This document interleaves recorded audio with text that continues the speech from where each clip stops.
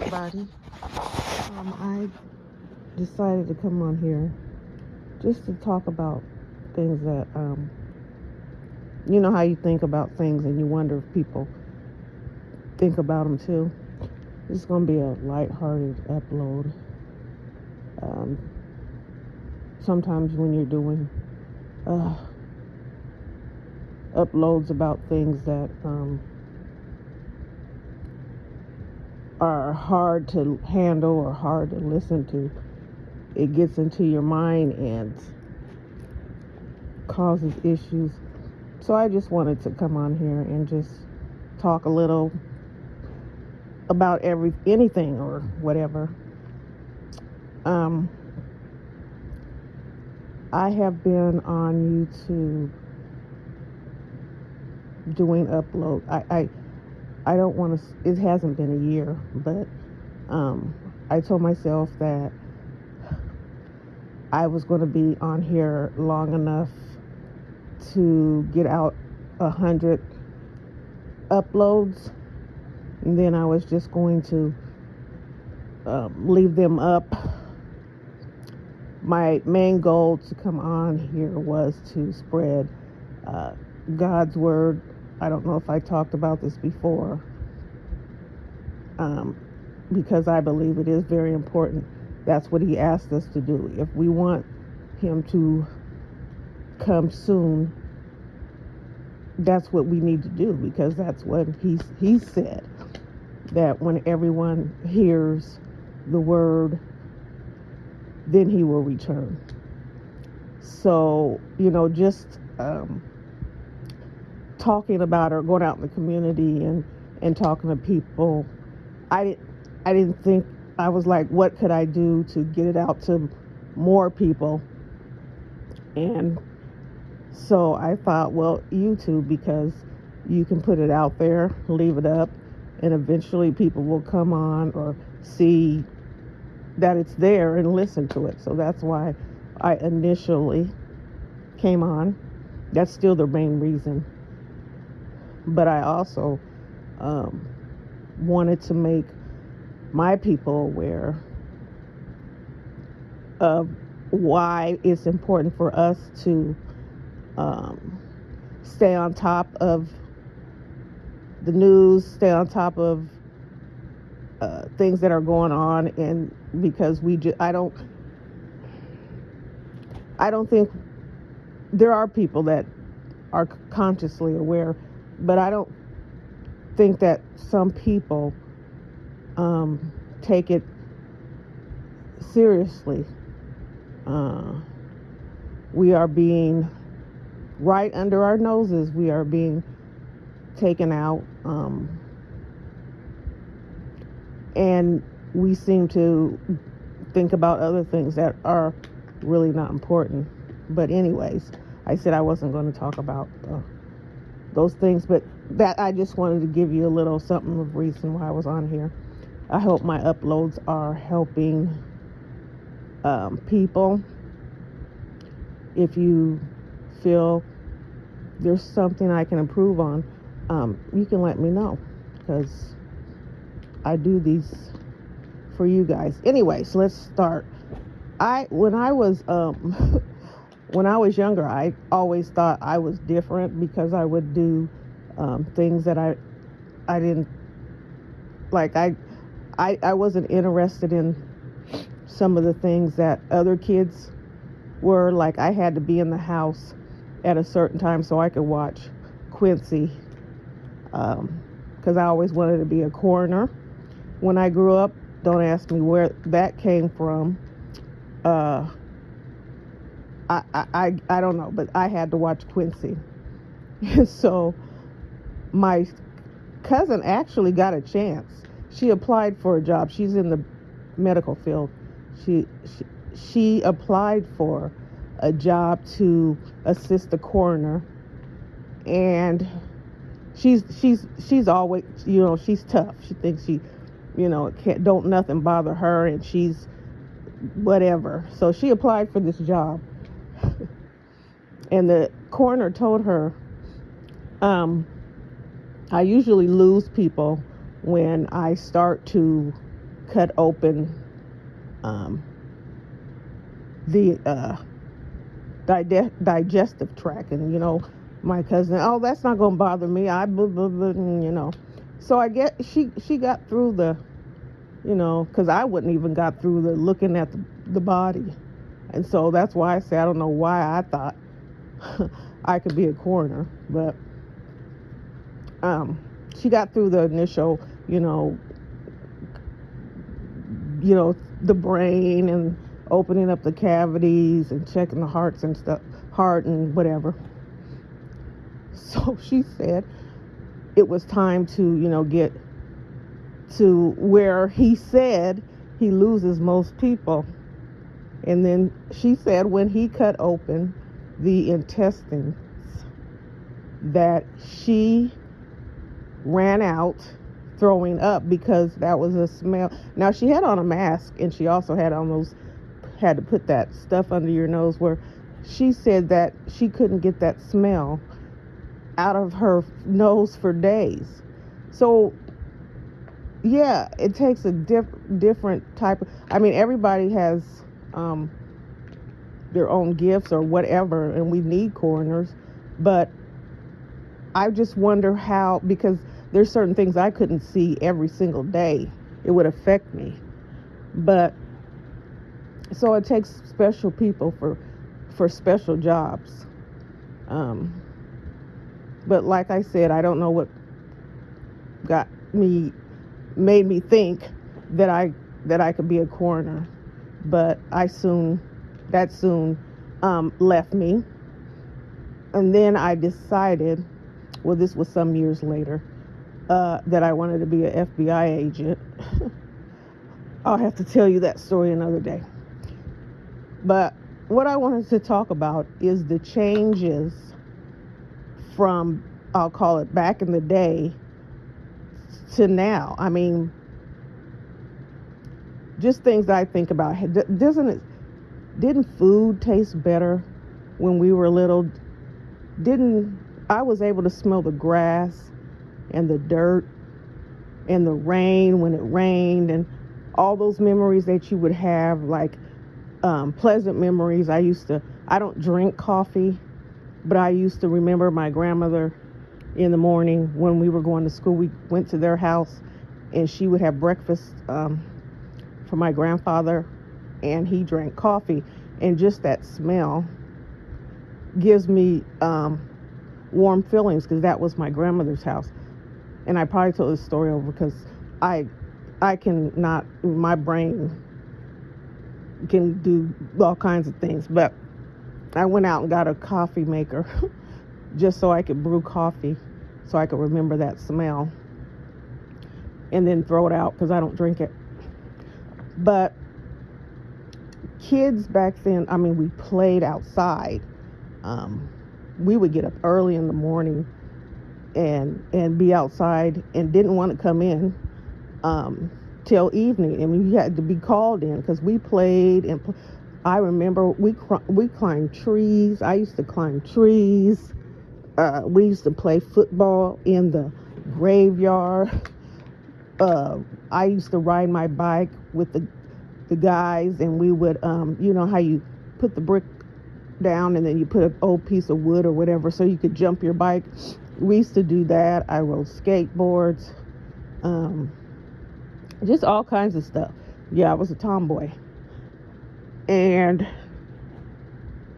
used to get in fights with the boys, and just those were the good old days. But look how far that we've come. I don't even think, I wonder if how many toys have gone, have been discontinued because kids don't even, are there any bikes? I don't even see kids in my neighborhood riding bikes. Matter of fact, I don't even see kids in my neighborhood. Kids aren't outside playing. And it's just, so you can tell that the kids need to be outside and have, the sun and to be able to run, but they're stuck in the house on these video games, the ones that with GTA or whatever, learning how to run from the police and have a shootout and see how many people they can run over and kill. And it's just, why would we think that these would be good games for kids? I don't know. But yeah. So, parents and grandparents back in the day were totally different than parents and grandparents today. We were basically be seen and not heard. Don't talk unless you're talked. We had so many strict rules and so much to remember as a child, and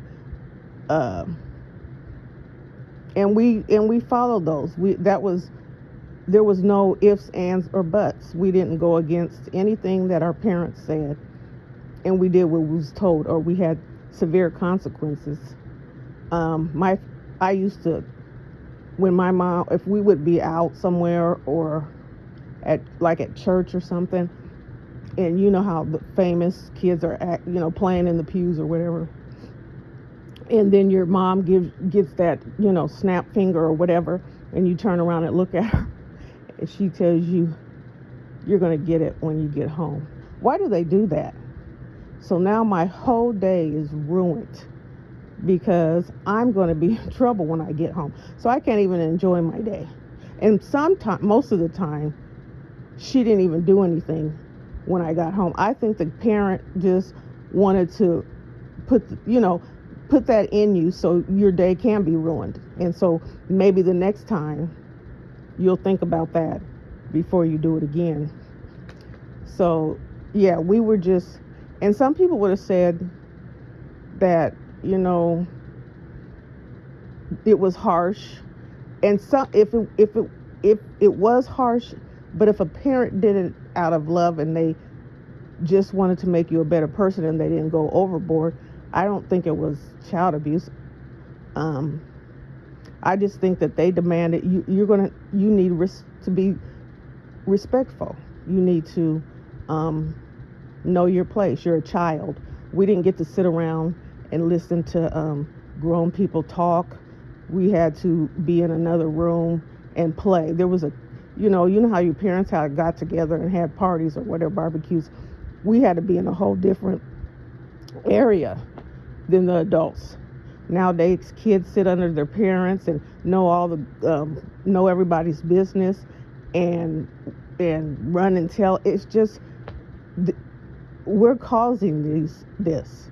We think it's cute to have little man cussing and doing all that kind of stuff, and then we wonder why when they get a little bit older that they're cussing you out and you've lost control. And that's because you thought it was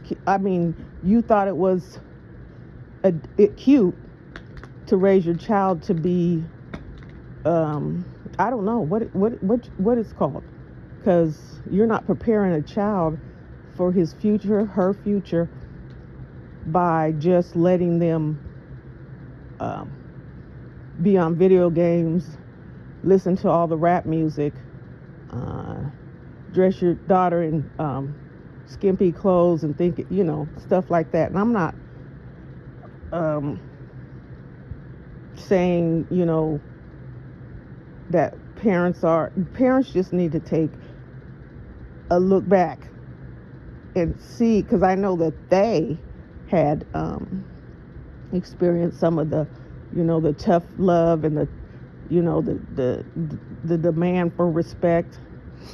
I do a lot of reading and looking at things. I believe the girl she couldn't have been no more than 11 or 12. She was on live. I don't know if she lived with her grandmother or she was just at her grandmother's house, but her grandmother was trying to get her off of live. I don't know if she really didn't have to have a reason. If she said get off, she should have just got off.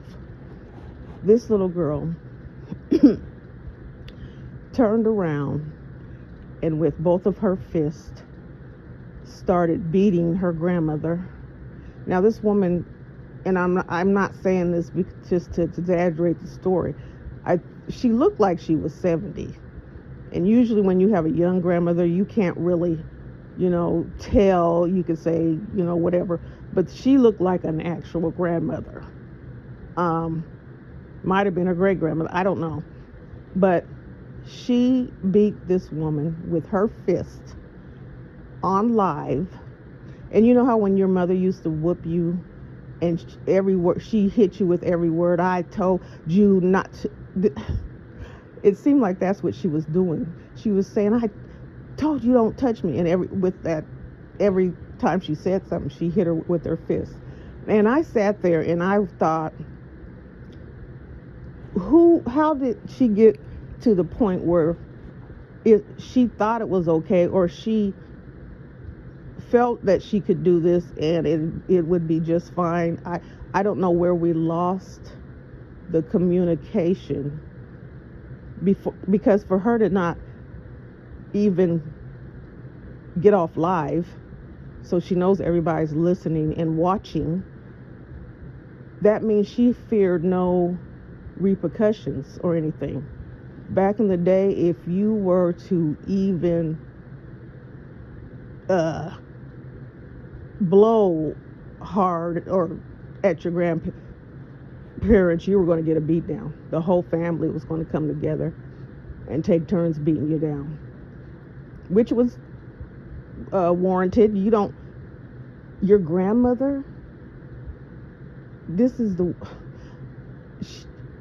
and the woman, all she could do was cover up her face, and the girl would just, So we, yes, we have changed. This generation has changed, and it's scary. We just, when we were kids, I just enjoyed, the little simple things. We got a hula hoop, and we played with that thing all day long, or a jump rope or jacks, or we would draw on the sidewalk so we can do our hopscotch or whatever. And kids were really innocent. Kids were actually innocent back in that day. And I believe if we showed our kids, they would probably, the child is depending on you to show them which way to go. So if you took your child and you read to that child, if you taught that child how to read, babies are like sponges. If you teach them, they suck it all up. You can teach a baby how to do just about anything, different languages, anything. So it takes just to be a parent. It takes just, to make sure that they have a good start in life. I don't believe that that black people are, what's the word? I believe that we were brainwashed, and so some of our actions are out of order. But I don't believe we're too far gone not to come back. It just takes an old-fashioned. We need to go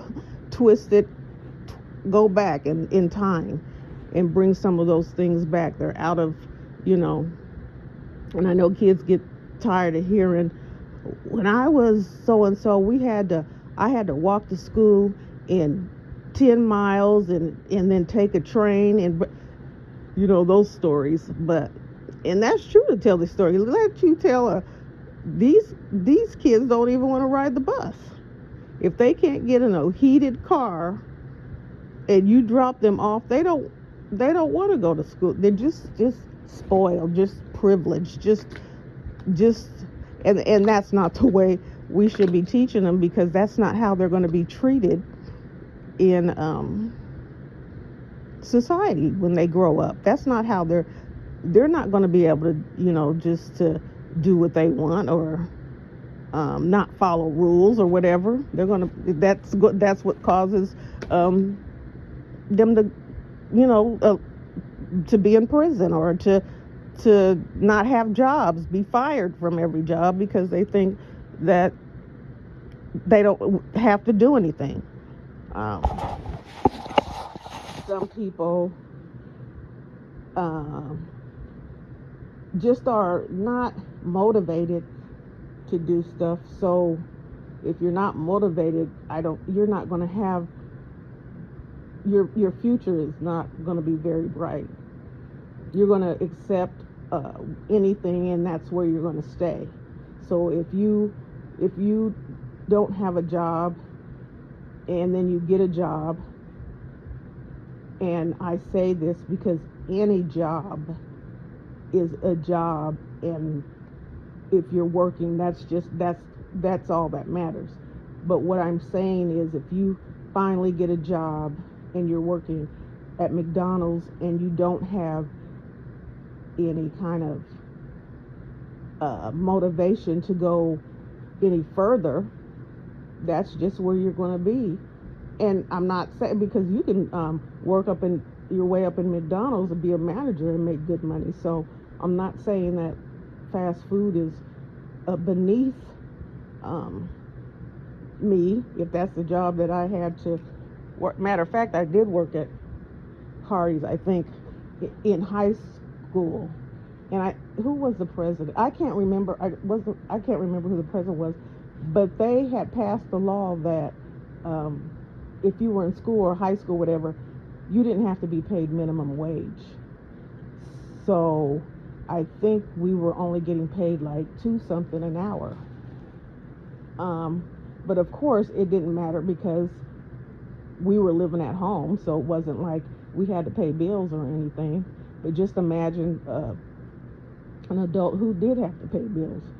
That wouldn't even cover one bill. But it just seems like sometimes I wish we could go back to the good old days. That's what we call them, the good old days. But I wanted to say, well, is it just me, or in every picture that I had when I was little, I looked crazy. I was like, Mom, what is this? Why are my ponytails, one sticking up over here and the other? Why do I have on 4 different colors that don't match? And I used to my grandfather used to be the one who would keep all the pictures, and then he would bring them out. Don't bring out those pictures, because I don't want to see them.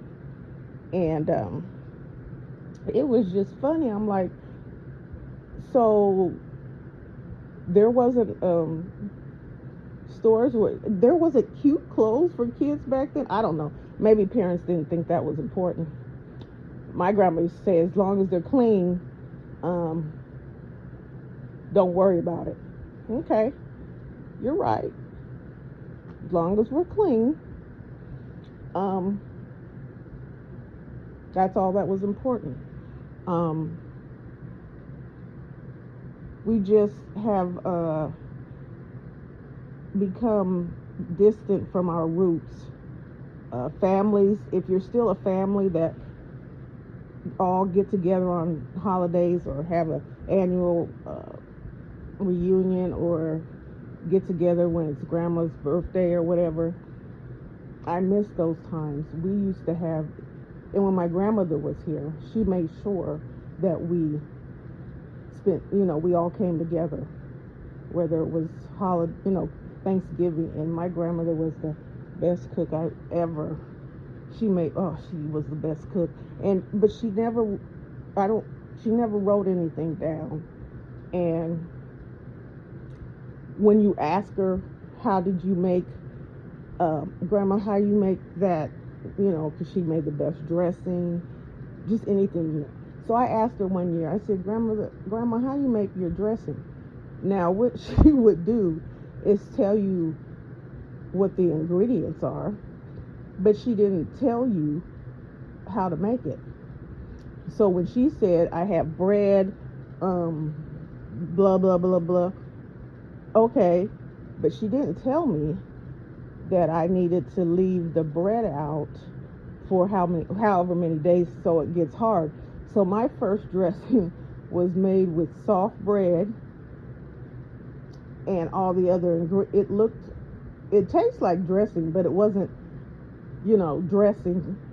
But my grandmother said, "Oh, it's okay for your first," but I guess she just wanted you to learn on your own. I'm like, Grandma, you can't just you always have to be difficult. You can't just tell me how to make it. But she wouldn't. She refused.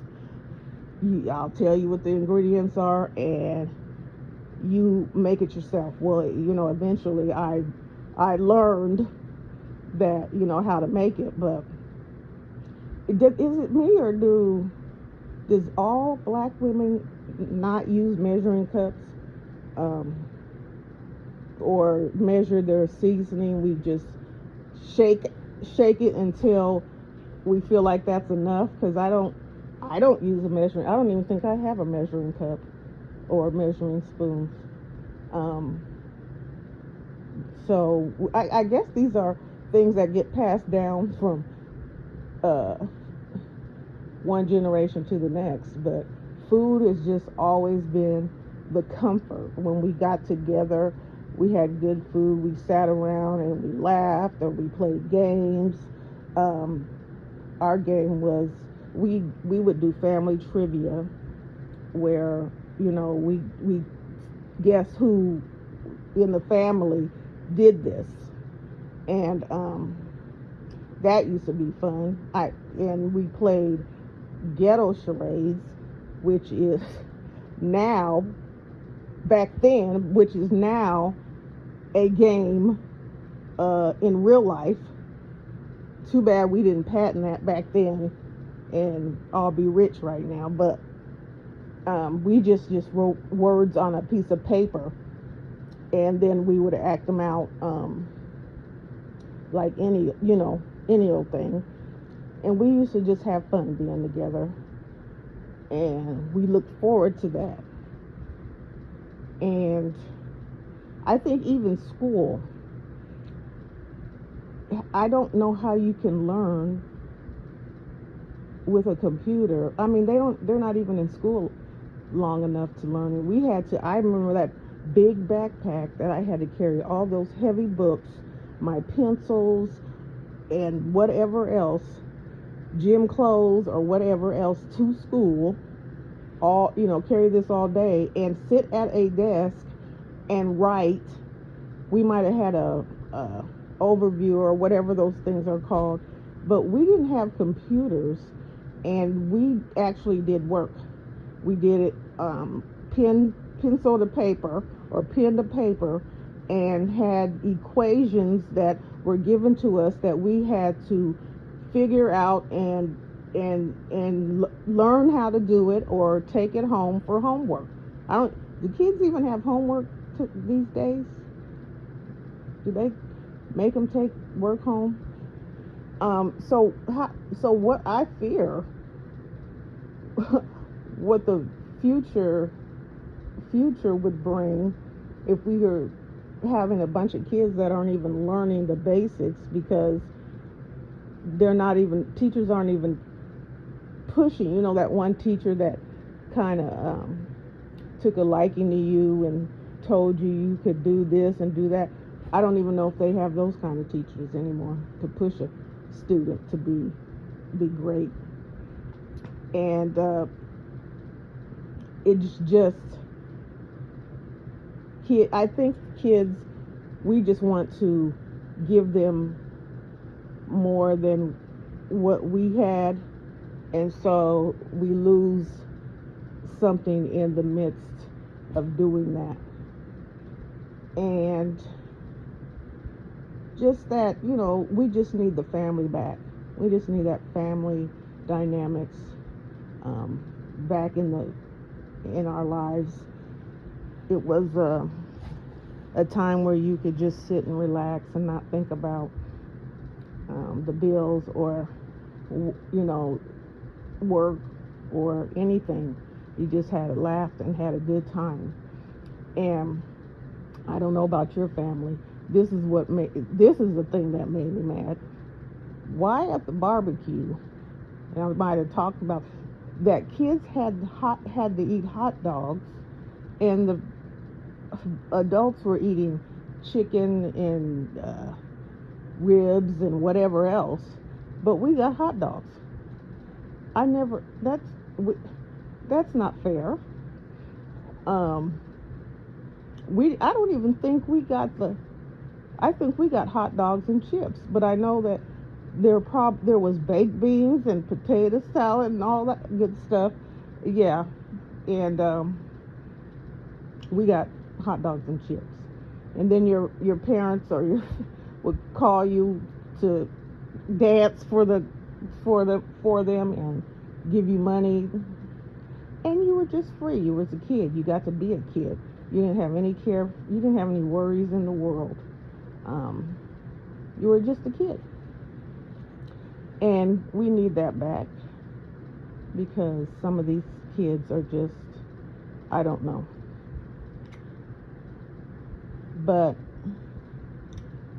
I thought I was going to come on here and just have a little conversation about whatever, but it always seems to turn into something else. So let me take my mind back where I was at.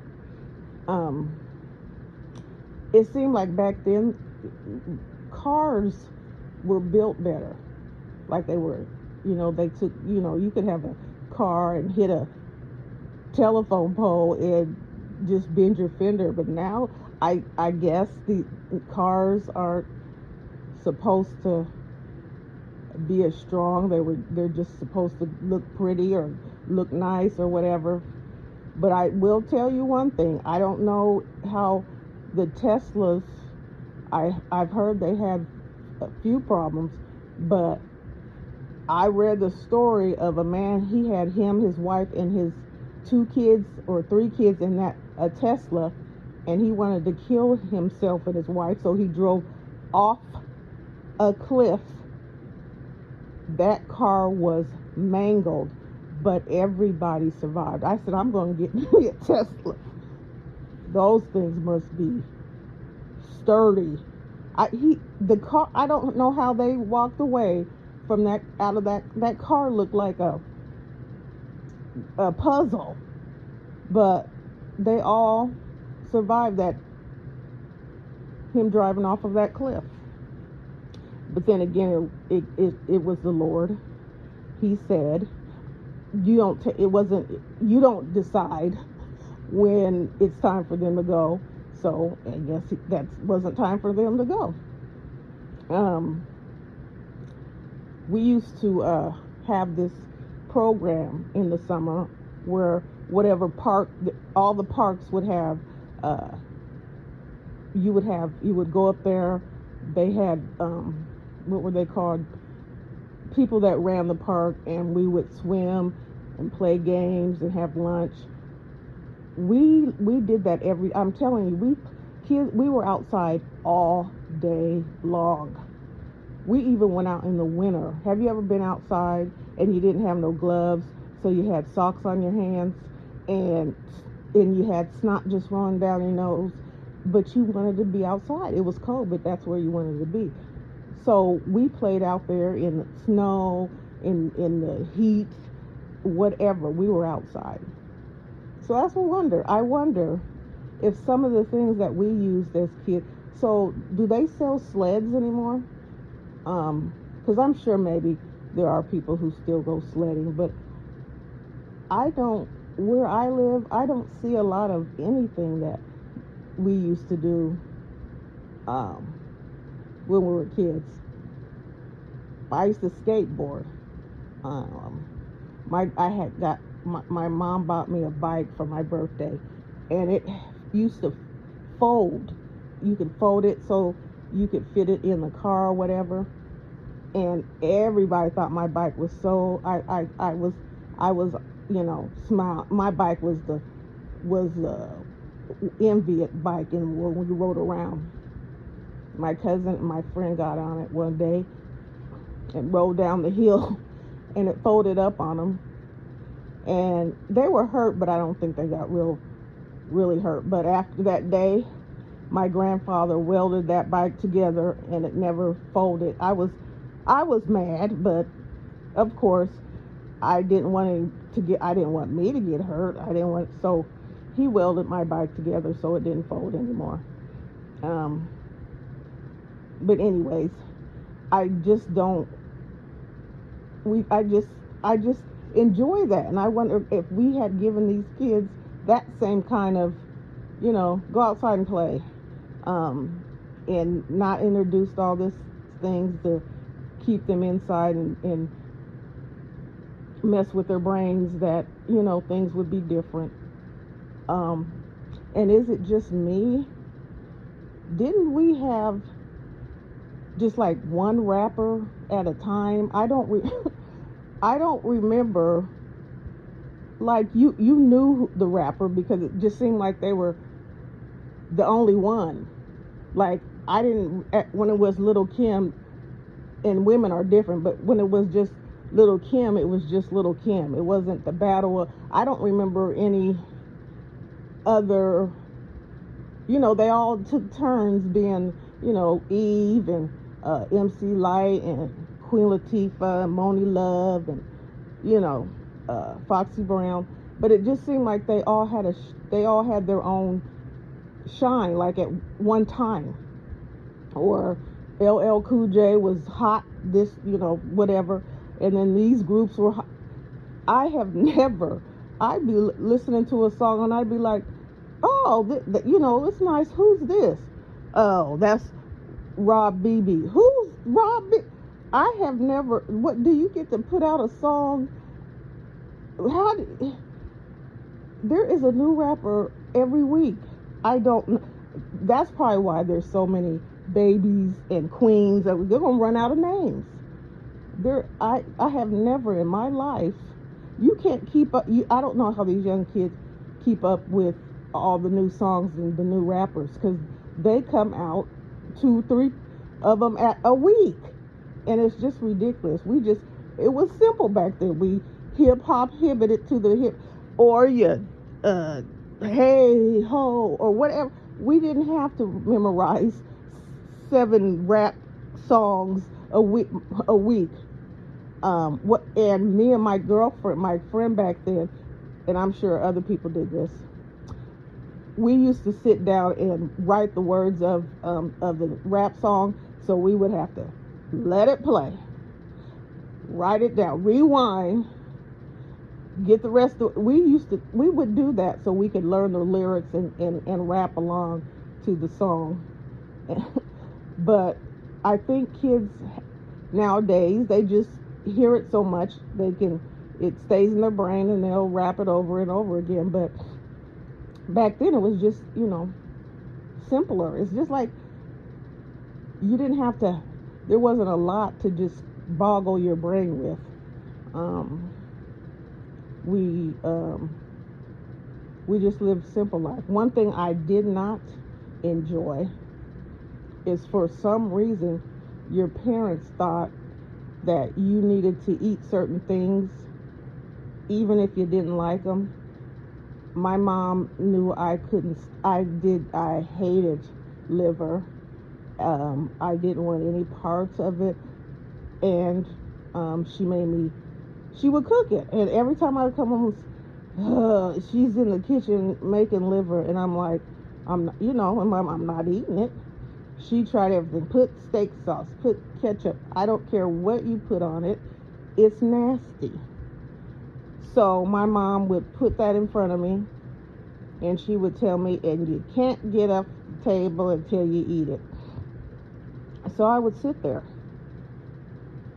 I didn't care, and sit there in silence.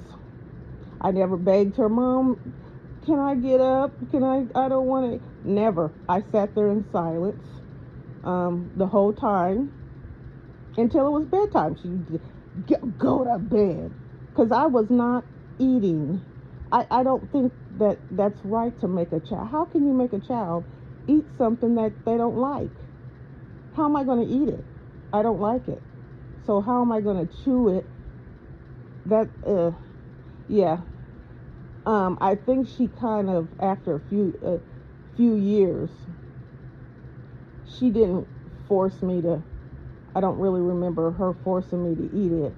Um, because she was like, now this one here, she's stubborn. I ain't got time to play with her. So yeah, I don't remember her forcing me to um, eat it after, but my whole childhood. And remember the slumber parties that we used to have? You could invite your friends over and you listen to music and have pizza and popcorn. Now, as we got older, we were mischief. We got into mischief because I remember going over to my friends. We were having a slumber party, and it was a whole bunch of girls. When we were in junior high, you just we just all hung around together, and there was several of us, and we would come up with these stupid ideas. Kids, we would. I don't know if everybody, did you guys have a game called Knock Me Out, where you would bend over and breathe real fast for a little while, and then they would pick you up and press in your chest, and you would pass out? We used to play that, not knowing that maybe something bad could happen, maybe you could pass out, and that just stupid stuff. But it worked. We would sing. We would sing while we were doing it. Pass me out. And yeah, I told my mom some things that I did when I was little that she didn't know, but I was an adult, so she couldn't do nothing. um but yeah, we used to do crazy things. And so one time it was somebody's bright idea to get into the parents' liquor cabinet and drink. And so we did that, and it was awful. It was awful. We were all staggering around and sick, and it was awful. But I guess that, I don't know if a lot of people started off that way, but that's what we did. And some of us was like, I don't want that ever again. And unfortunately, some were like, I enjoyed it. So we just let's just try anything reckless. That's where we were at. Um, and then we just hung in groups. It wasn't like we were out to do any trouble, like, girls meet up and fight, and I don't understand that either. I'm not going to talk about that. That you made, appointments to go fight. But it wasn't a gang. We just hung around each other, and we just had fun. Nobody was bigger than the next person. Nobody was left out. If we were doing something, everybody was invited to do it. And we just stuck together like that until high school, because we got separated when it was high school. Some of us went to a different high school, and so it kind of fizzled out that way. But we still remained friends, but it wasn't like we seen each other or every day or whatever. And when I went to high school, like, people I was very I was shy, I guess. Not really shy, what's the word? Like, I was awkward. I was scared of boys, like, in high school. So I would tell, like, if I had a crush on them, I would keep it to myself, because if they found out, then I didn't have a crush on them anymore, and that was crazy. But I remember one time I had this crush on this guy, and I really, really liked him. And my friend told him. I was so furious with her, but she told him that I had a crush on him, and he wanted to, you know, talk to me. And I was like, no, because I don't like him anymore. And you ruined it. I guess I just wanted to admire him from afar. I didn't tell you to go tell him that I liked him, and now I don't like him anymore. That was weird, but that was me. I was kind of awkward, strange. I thought I was a little different, but that was me. Everybody has to be different. That's what makes you stand out from everyone else. Uh, uh, I I re- I remember when I was little. Now, when I was growing up, I was of my cousins, I was the youngest one, and my grandparents used to take us to Ohio every summer. That's where they were from, and we would go back there to visit our relatives, and they would take me and my brother and my cousin, and we would go back to Ohio. Now, back then, they didn't allow you, there was an age limit. You had an age limit. 13-year-olds did not get to play with 6-year-olds, and 9-year-olds were not playing with 15. You had to play with whom your age bracket was. So, when we got, my cousins were in Ohio, were like my brother and my cousin's age, and so they got to go off, and I'd be like, can I go, Grandma, can I go? And they didn't want me to go. Well, yeah. And so I had to stay not in the yard but on the porch.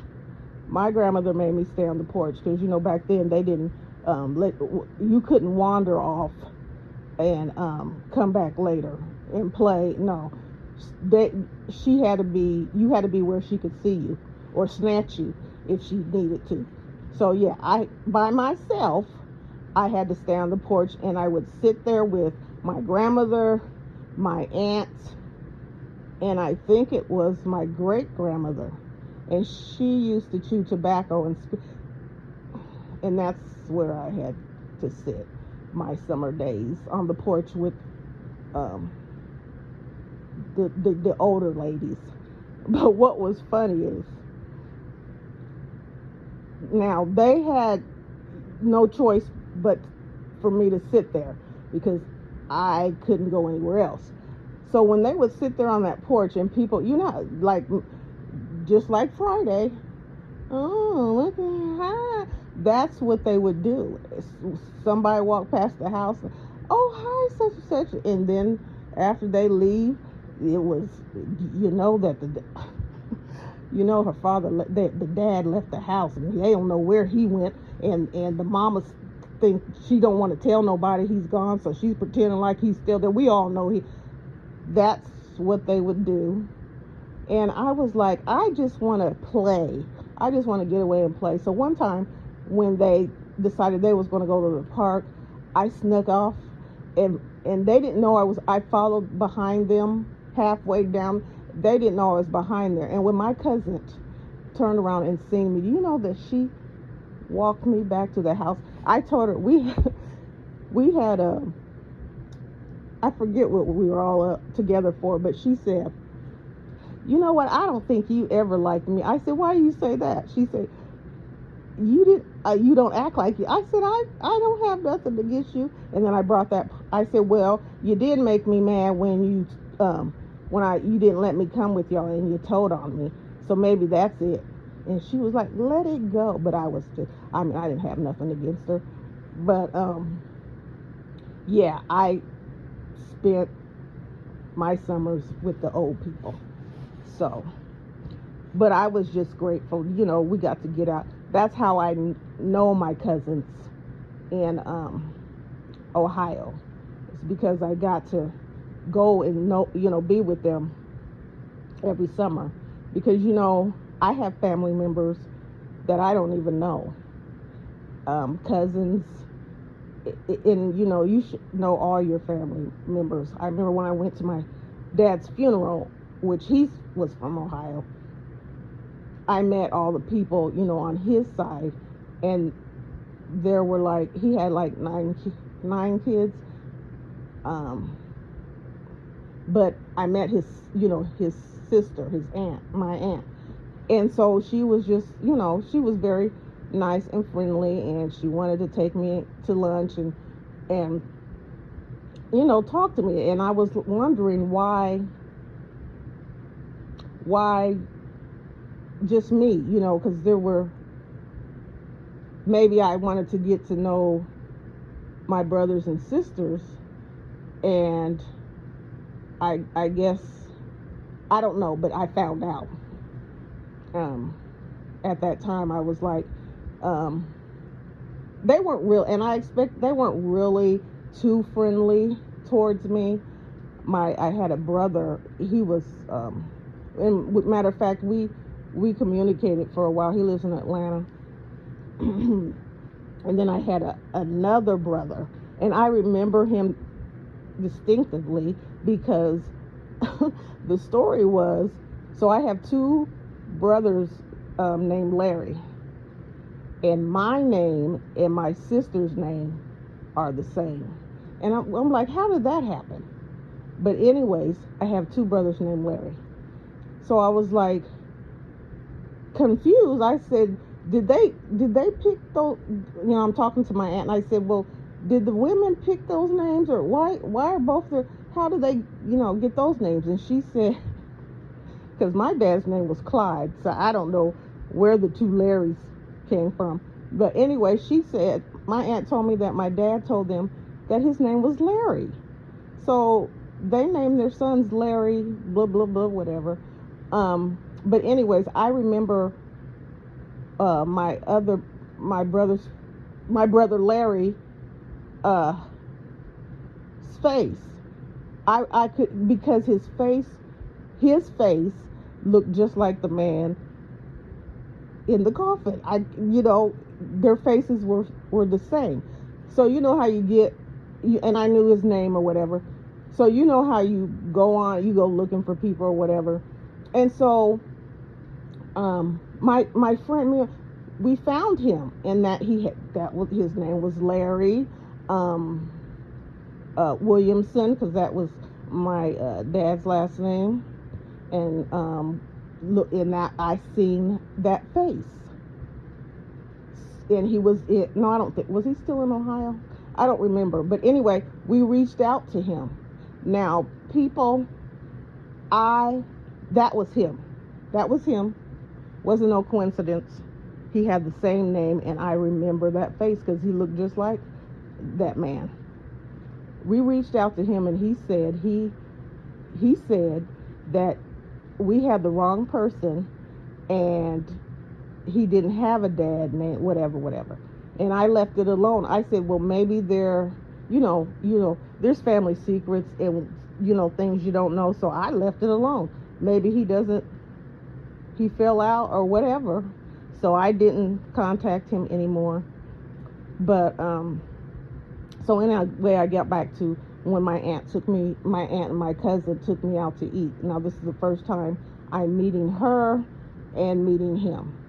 So they just wanted to let me know that even though I wasn't around, they talked about me and wondered how I was doing, and I was like, okay, yeah, if you wondered how I was doing, you could have found out. But anyways, that's not neither here nor there.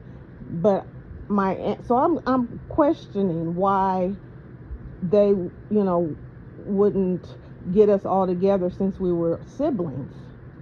And my aunt told me that my dad married this woman, that her first two kids were my dad's. That's Larry and my sister, who has the same name as me. And she said, and all the rest of those kids were not his, but he had to pay child support for. So she's angry. So she didn't even associate with them. So I guess it's just me, Larry, my other brother Larry, and my sister who has the same name as me. and I still don't have a relationship with them. But I guess you can't miss something you never had. But yeah, it's usually goes in the family. It's the mother side of the family that um, are close to. And yeah, so that's my cousins, my mom's twin sister's kids is who I grew up with. And so those were the cousins that I knew. And so back then, if there was a dad in, like we had my friends that lived behind me, their dad was still in the house. He wasn't. I remember him being there, but he wasn't there long. I don't remember him being around long. But anyways, he would take all the when they went somewhere, he would take all the kids in the neighborhood. He would take us to baseball games, or whatever, and I just, I looked up to him because he didn't have to do that. I mean, he already had enough kids of his own, but he would take every kid in the neighborhood, and we would just have a ball. Like, I had my grandfather. I didn't have a dad, but I did have my grandfather. And I did learn a lot from my grandfather. Like, I knew that back then, men were protective of their families, and, worked, and, did, were there.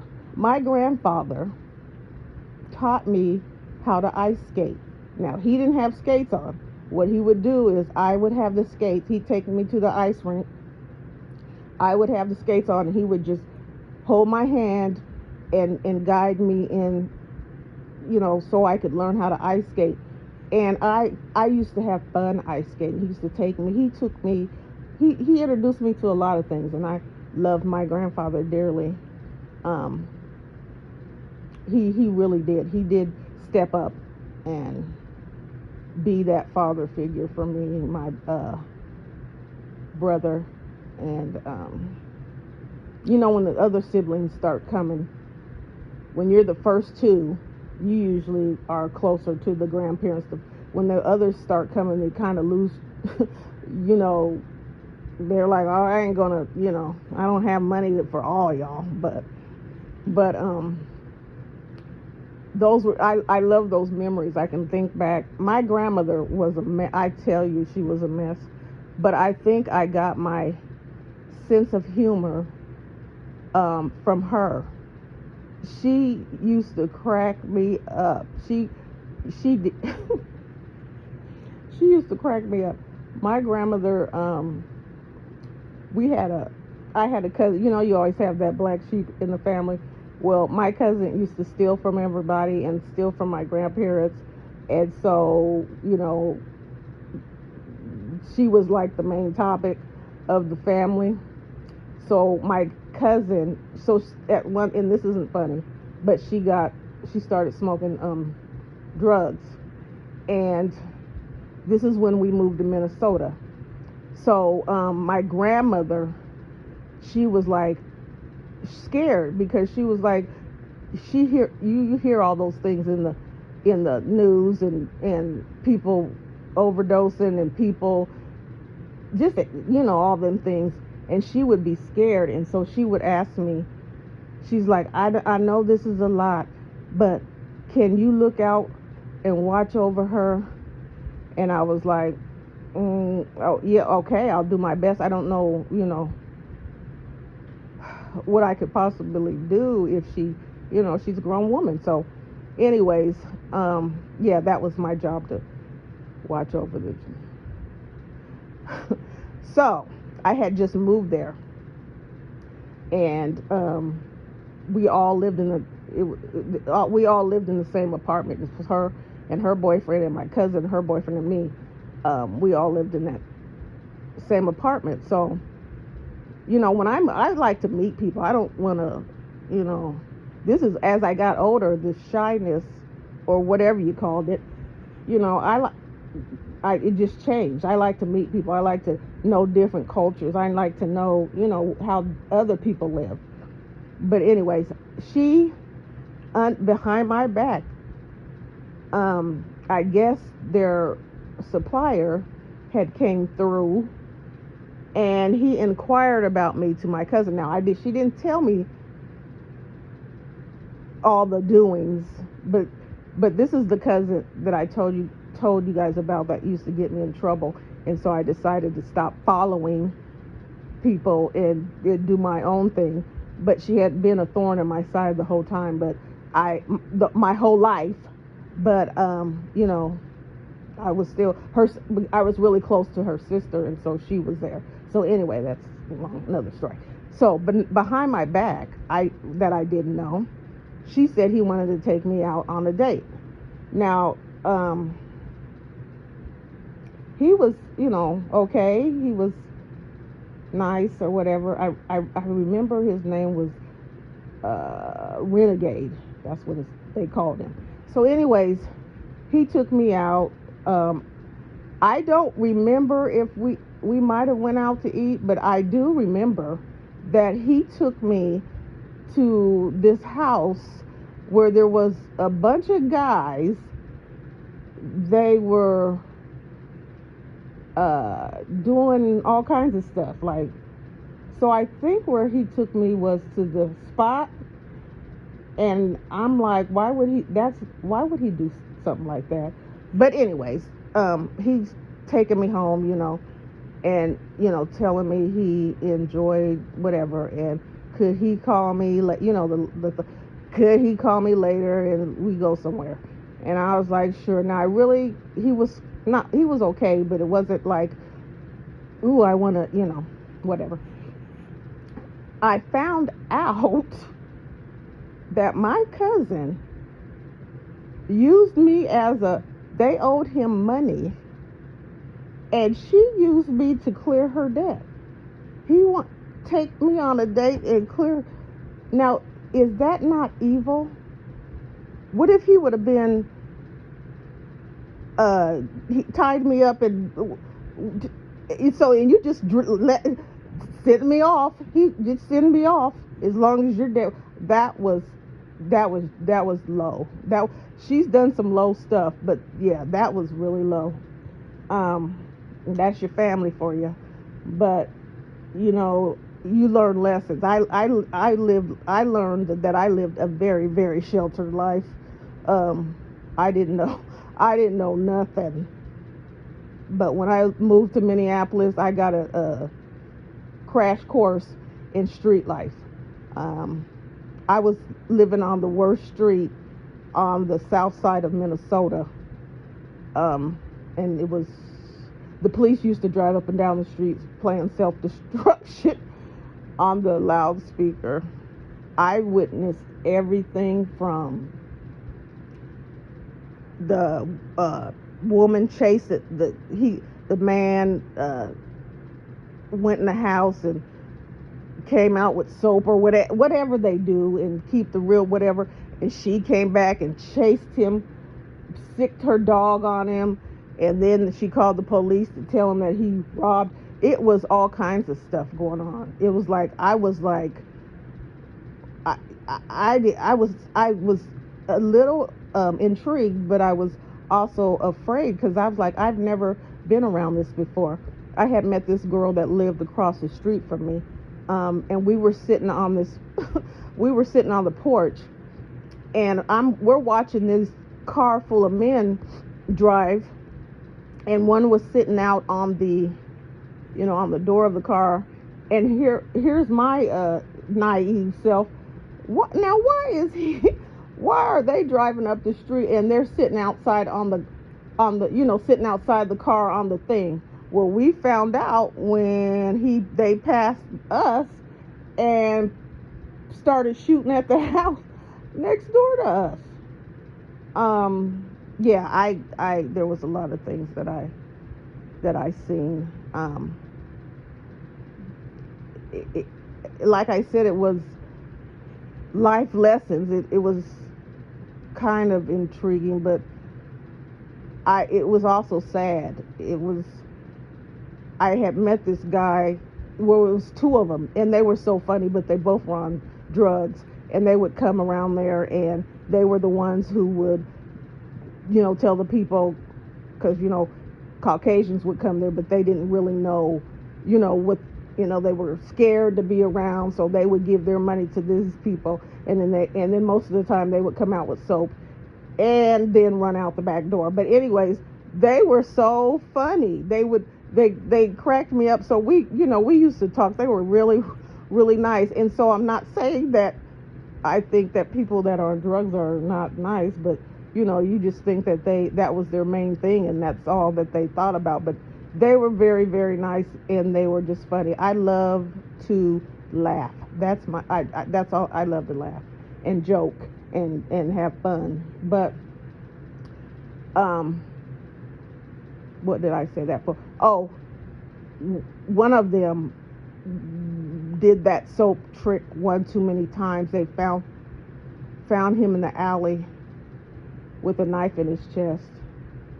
So yeah, I guess those are the rules of the street. I guess if you live a street life, you have to take what comes with it. But yeah, I decided I was going to go to school because I wasn't doing anything, and all this excitement, I was like, I don't want to get caught up in all this. So I did go to school there, and I'm glad that I did. But I didn't live long in Minnesota because I got married when I was very, very young, too young, and I didn't get married for the right reasons. So my marriage was doomed from the beginning. I got married to get away from, just the life to run. I'm not just to run, be away, because he was in the military. He joined the military, and he was being stationed in California. So that's where I went, California, far, far away from whatever I was running from. And let me tell you, the military, living on a military base, that whole place is Sodom and Gomorrah. And what happens is they send the husbands off to fight, to go somewhere else. Like, there's certain places you can't take your family. So if you get sent to like China or something like that, you can't take your family, because those were hot zones. Like, so your family had to stay back in the United States. And so the husbands would go off, the wives would be here, they would have affairs, and blah, blah, blah, blah. The husbands would be off, they'd meet women wherever they're at, and they would have affairs. And this would just go on. And like, I'm not going to tell this gruesome story. I'll save that. But anyways, you get caught up in that, and that's why, that's why I say you live and learn your lessons. And let's just say I've been on both ends. I've been cheated on, and I've cheated. But when I cheated, it was that one time because I didn't want to inflict any pain. The pain, well, I'm not going to say pain, because if my husband knew, he never acted like he knew. And he never said anything. But I justified it as when I married him, I really wasn't in love with him. Then I shouldn't have married him. So that was wrong.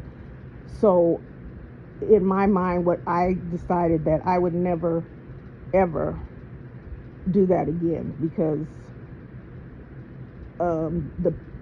I don't like to see pain or hurt. I don't like to hurt people. And like I said, if he did know, he never said anything. So that's either because he was doing his own dirt, or I don't know. He didn't care. But anyways, we separated, and because we were supposed to go to Germany, but things didn't work out with us, and I wasn't going all the way to Germany to be with him. So I just went back home and tried to start all over again. Now, I there's some people that you meet in your life and you keep them. They're just something about them that, you know, you want to keep them in your life. They bring something to your life, you know. And so I have a few friends from different places that I've been,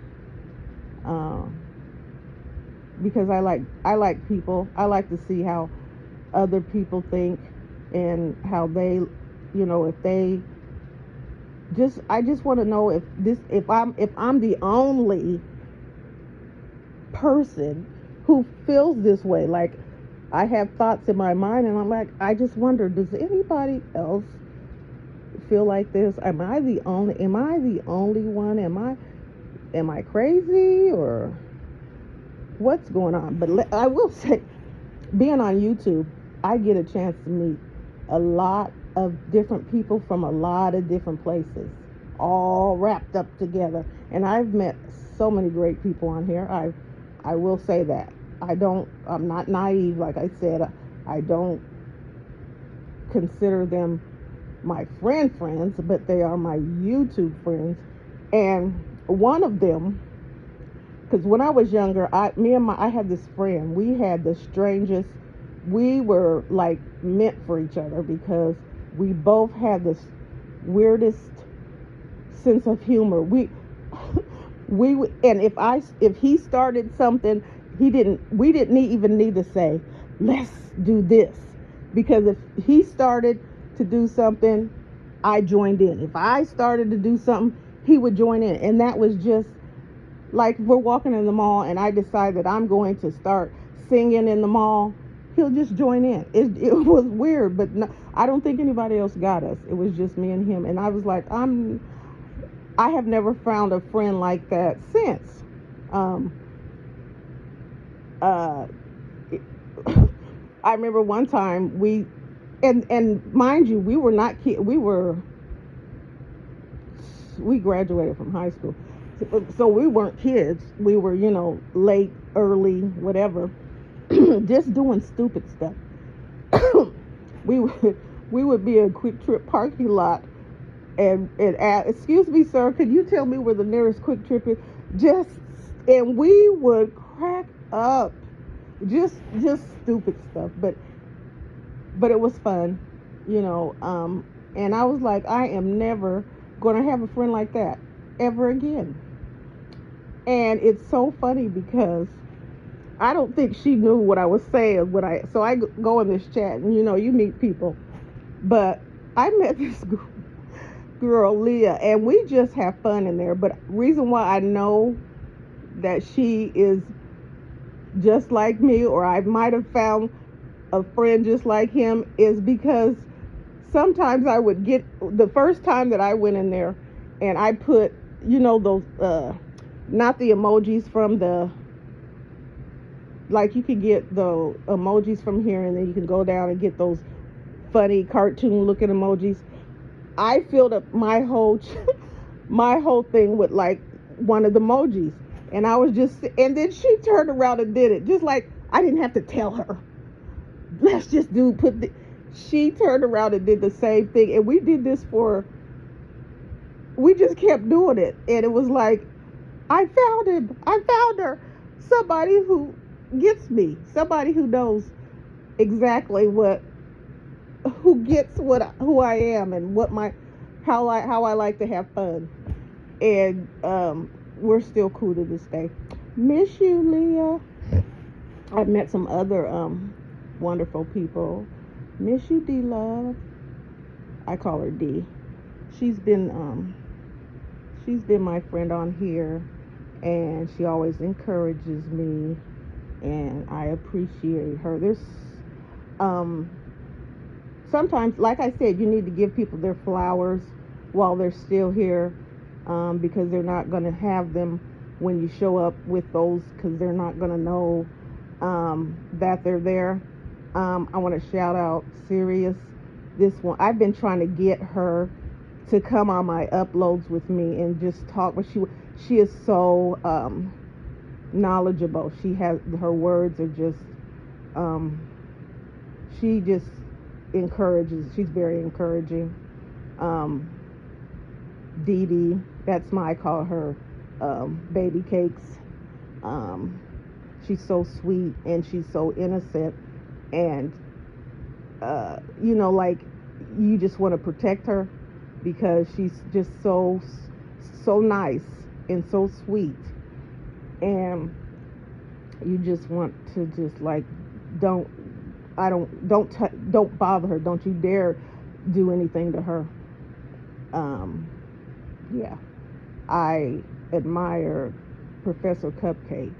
Very talented, very knowledgeable woman, and Charlize, and um, a lot of others. I met some nice women that I just met, and what I check out in a chat, if I'm new there, you know how you're always the new person.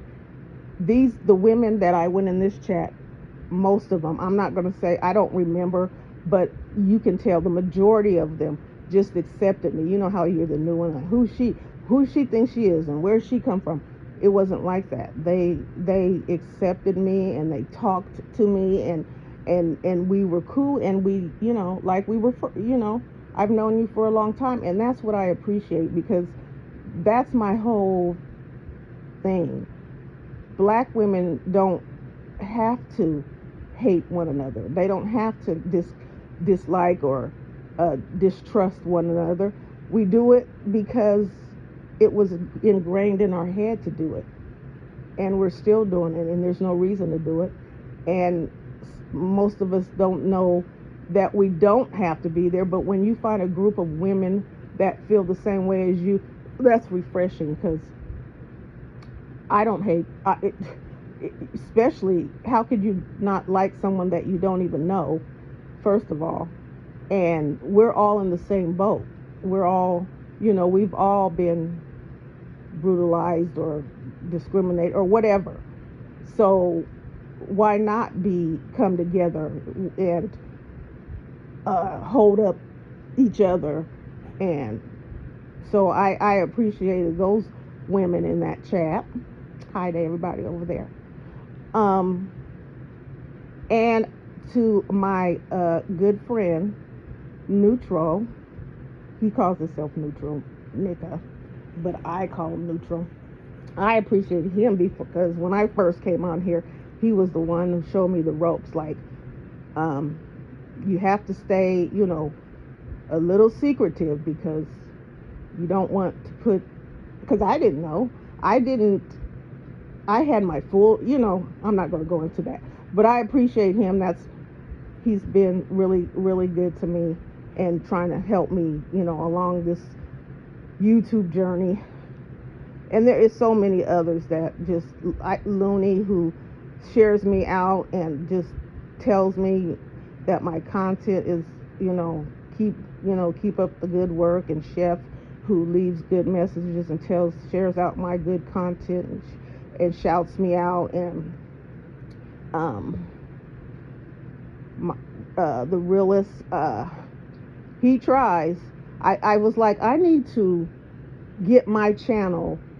I want to have avatar and flashing lights and all that stuff, but I decided no, after a while, because he would try to tell me how to do these things, and I was like, I can't even. But after a while, it's like, no, this is how it needs to be. It doesn't need to have flashy things. It doesn't need to. It's just a plain channel. You come, get the message, and that's it. I believe if I try to make it anything else, it will lose the content, or something will get lost in something else. So my channel is just going to be just like it is. And yeah, so just all the people who shouted me out,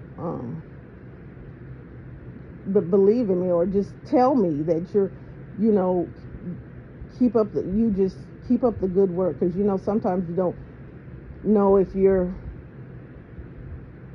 because I always say and then I'll be talking about something and I'll go way over here. So sometimes you don't, but I just get on here and say see I just get on here and say what I feel. Sometimes I just get on here and just talk off the top of my head, but I feel important things. Like I have a upload that I have done, but I'm not putting it out because I need to redo it, because it's very important stuff. And when I listen to it, because important stuff, I write it down so I can remember not to forget it. So when I did the upload, I didn't like the fact that you could hear loudly how the paper turning. So I'm going to have to redo that one before I put that out. But I just want to tell people, believe in yourself. If you're different from everybody else, that's what makes the world different people. Don't let anybody tell you that you can't do anything, because you can do anything you want with the Lord. Don't be afraid to go for your, what your goals, or some people don't try to do things because they are in fear that they're going to fail, and so you talk yourself out of doing things because you don't want to stand out, or you don't want to fail in front of people. When you get free from this, I'm telling you, when you get free from caring what other people think about you, or caring, if you fail, you just get up and do it again. You're so free, because you can just be yourself. You don't have to put on be somebody that you're not, because we can all come on here and act like I can tell you I live in a mansion and I drive a Rolls Royce, which is not true. But you could be anything on here, but just to come on here and be yourself. I can tell genuine people. I can tell people that have love themselves and care about themselves and care about others. And then I can tell the people that are, I don't know what the word is, but I don't put them down, because you don't know why a person is the way they are. You don't know what road they've traveled. You don't know what happened in their life to, for them to, act how they act. And like I said, no one's to judge anybody. God is the judge. He is the one and only judge, because I will say it over and over again. We all fall short. We're all sinners, and we fall short. Nobody is greater than anybody else. We are only